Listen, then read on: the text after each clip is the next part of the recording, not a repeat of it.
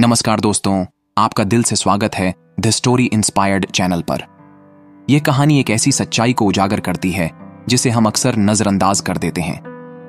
हमारे जीवन में रिश्ते, प्यार और जश्न सब कुछ है, लेकिन क्या हम जानते हैं कि सच में किसे अपना माना जाए? इस कहानी में आपको ऐसी बातें सुनने को मिलेंगी जो शायद आपकी सोच को बदल देंगी। चलिए शुरुआत करते हैं और जानते हैं एक ऐसी कहानी जो हमें सिखाती है कि सब कुछ मोह माया है और यहां कोई भी अपना नहीं होता। दुनिया में हम अक्सर अपने रिश्तों को लेकर भ्रमित होते हैं। हमें लगता है कि जो लोग हमारे पास हैं वे हमेशा हमारे साथ रहेंगे, लेकिन क्या सच में ऐसा होता है? इस दुनिया में ऐसा कोई नहीं जो पूरी तरह से हमारा हो। जब हमें किसी चीज की सच्ची जरूरत होती है तब वही लोग हमें छोड़कर चले जाते हैं जिन्हें हम सबसे ज्यादा अहमियत देते हैं। एक समय था जब हम अपने परिवार और दोस्तों के बीच खुश रहते थे, लेकिन जब तक हमें उनकी सच्चाई नहीं समझ में आती तब तक बहुत देर हो जाती है। यह कहानी हमें यही सिखाती है कि हम अक्सर दूसरों पर निर्भर रहते हैं, लेकिन अगर हमें अपनी जिंदगी में सफलता चाहिए तो हमें खुद पर विश्वास करना सीखना होगा। तो आप ध्यान से सुनना इस कहानी को। तो चलिए शुरू करते हैं। यह कहानी एक छोटे से गांव में रहने वाले बच्चों की है जिनकी जिंदगी बहुत संघर्षपूर्ण थी।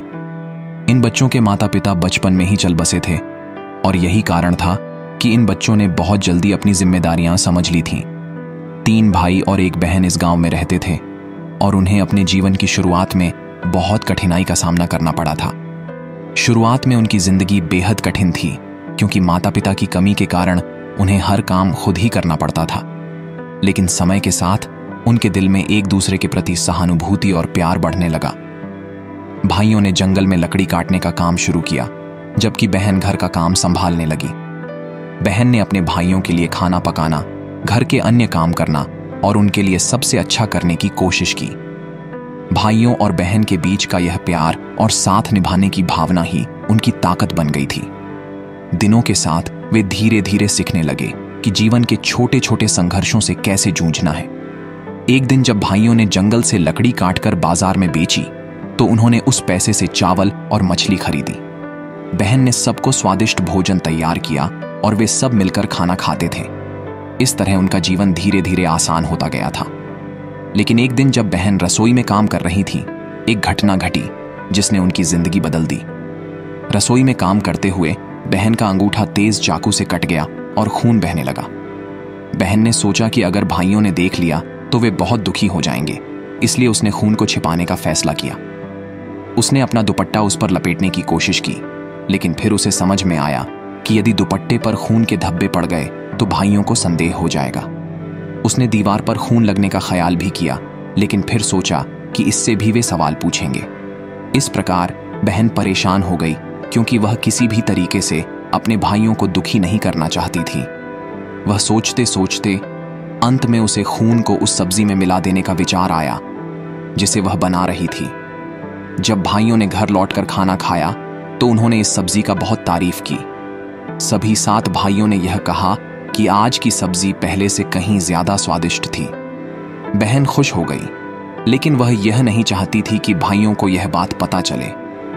वे सब उस रात आराम से सो गए और अगले दिन जब वे जंगल गए तो उन्होंने वही स्वादिष्ट भोजन फिर से चर्चा करना शुरू किया। वे सब बहन से पूछने लगे कि उसने इस बार क्या नया डाला था जो आज की सब्जी इतनी स्वादिष्ट थी। बहन ने डरते हुए कहा कि कुछ नहीं, वही पुरानी विधि अपनाई थी। लेकिन बड़े भाई ने शर्त लगा दी कि उसे बताना ही होगा। फिर बहन ने सब कुछ बता दिया और कहा कि उसकी अंगुली कट गई थी, इसलिए उसने खून को सब्जी में मिला दिया। अब कहानी एक और मोड़ पर आ चुकी थी जब भाइयों ने अपनी बहन की सच्चाई जान ली। वह क्षण जब बहन ने सब कुछ उजागर किया उनकी दुनिया को एक नया रूप दे गया। जब उन्होंने सुना कि बहन ने अपनी चोट के खून को सब्जी में मिलाकर उसे स्वादिष्ट बनाया तो उनके मन में एक घिनौना विचार आया। यह विचार उनकी सोच और उनकी नैतिकता को पूरी तरह से बदलने वाला था। एक भाई जिसने यह विचार उठाया था ने कहा, अगर खून से सब्जी का स्वाद बढ़ सकता है तो सोचो बहन का मांस कितना स्वादिष्ट होगा। यह विचार जैसे ही भाई के मस्तिष्क में आया उसने अपने बाकी भाइयों को भी इसमें शामिल किया। पहले तो वे थोड़े चौंके, लेकिन बाद में वे भी इस विचार से प्रभावित होने लगे। इस विचार ने उनके रिश्तों को पूरी तरह से बदल दिया और उन 7 भाइयों की सुलझी हुई जिंदगी को एक अंधेरे मार्ग पर धकेल दिया। अब भाइयों का एकमात्र उद्देश्य अपनी बहन को किसी भी हालत में अपनी हवस का शिकार बनाना था। वे सोचने लगे कि कैसे वे इसे अंजाम देंगे ताकि किसी को भनक भी न लगे। वे पहले तो बहन को अपनी जिंदगी के लिए खतरे से बचने के लिए समझाने लगे, लेकिन बहन अब तक पूरी तरह से सतर्क हो चुकी थी। वह जानती थी कि कुछ गलत होने वाला है, क्योंकि वह भाई का वह भयावह विचार पहले ही समझ चुकी थी। उसे अब हर वक्त सतर्क रहना पड़ता था ताकि कोई भी भाई उसे आक्रमण न कर सके। बहन के मन में हर दिन डर बैठता जा रहा था, लेकिन वह जानती थी कि उसके पास केवल अपनी चतुराई और साहस ही है, जिसके जरिए वह इस संकट से बाहर निकल सकती है।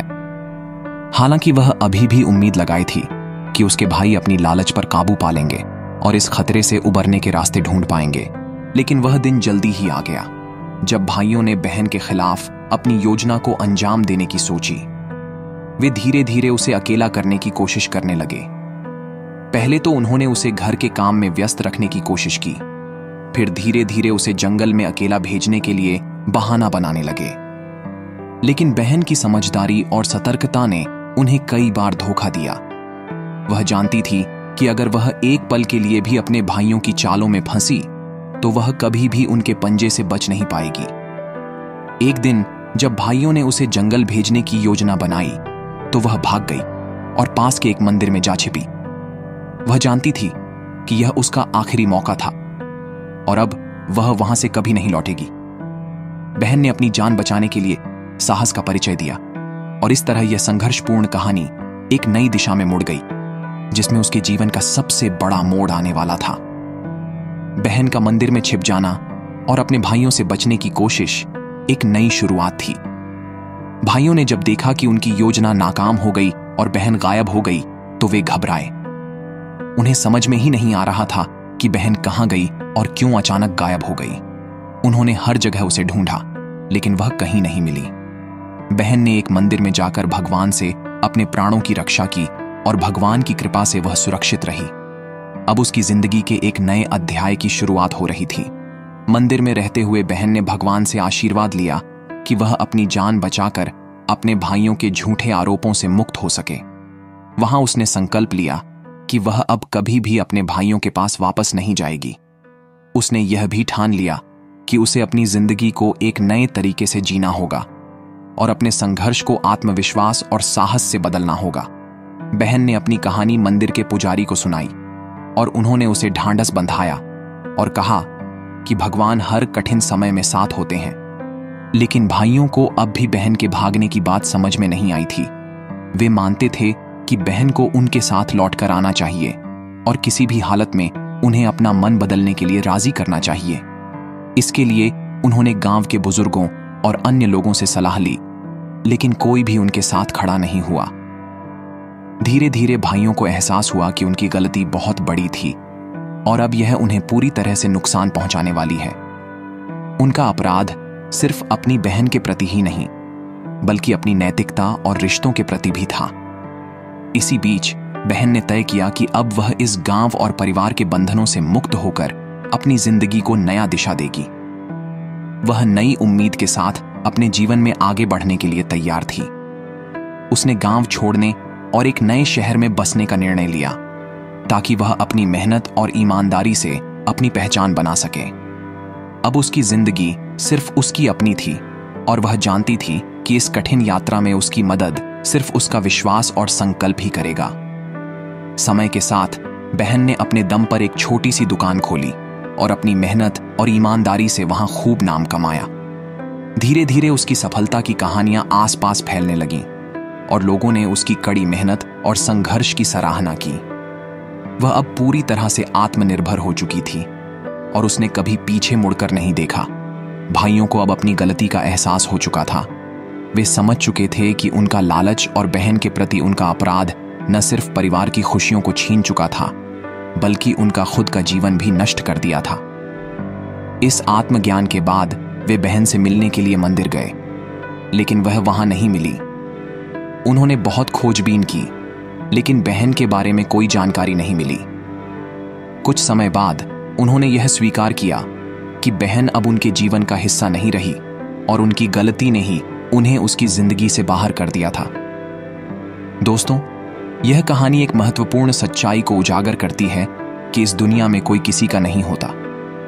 हम जिन लोगों को अपना मानते हैं, कभी कभी वे हमारी सबसे बड़ी गलतियां बन जाते हैं।